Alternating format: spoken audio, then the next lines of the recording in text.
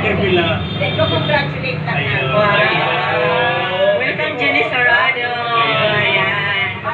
Ang ganda pa rin. So dito daw siya para nakausapin si Diwata. Ayan, para kausapin daw sa Diwata.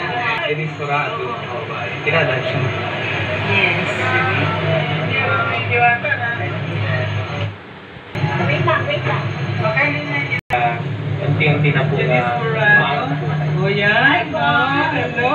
Sana, alam niyang paano niya palaguin yung pera. Huwag siyang maging waldas. At saka kung may aari Tingin mo na, Miss Jenny. laging nakababang-bang sa'yo.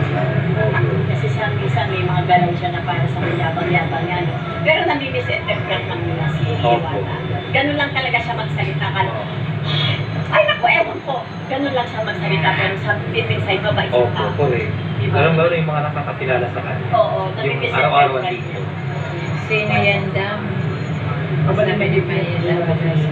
ni Noon pa, Si Ma'am Jenny Sarado po ito. Di ba sabi na Ma'am Joanna Joy Gumanay. sana yung mga pera lumarating sa kanya, alagaan niya. Hindi lang po yun. Yung mga taong kasama niya. Kapaligid. Siya daw po sa mga taga-sama. Di ba? Meron na siyang history na pinumain na niya, tapos nakakatma siya. Correct. Di ba? Alalayan niya, saka ilagay niya sa tamang lugar yung pera niya na hindi lahat ng pera nakalagay dito.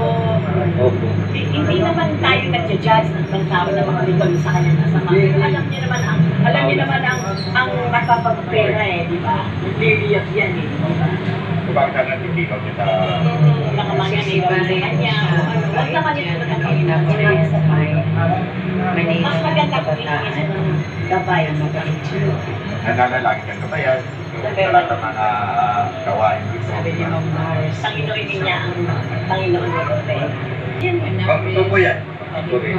Pero ang sa mga tao, ang bata at wala hindi maulit. Nandiyan lang yan.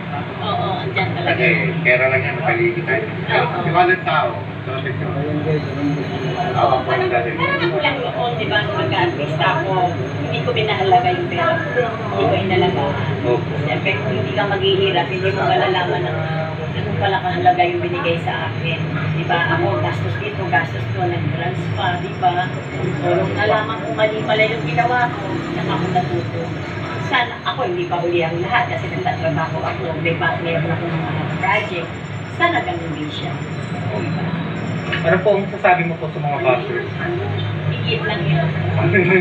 How to be used. Yes. Si Ma'am Jenny Sarado po ito. Kasi nakita ng kanila na, meron pa ako narinig, bakit pangit naman yan? Bakit naman sumikat? Wala yan sa ating pinapakit. Maganda ang Yung nga isipin ko wala nga sa itsura, pero umangat. Bakit? Diba? Kasi maraming naaawa. At sana yung mga tao naaawa sa kanya, hindi siya gagamitin. Kasi, hindi naman lahat, pero may mga taong kapag tumulong, na ipatalim.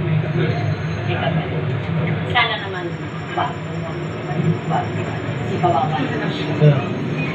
Kawawa siya. Pero alam din po niya sa akin. Kasi dati po talaga siyang hirap kami.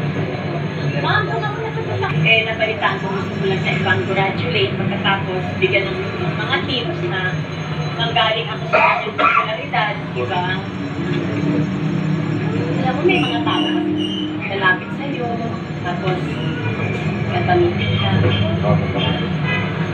I-advise ka rin sa mga.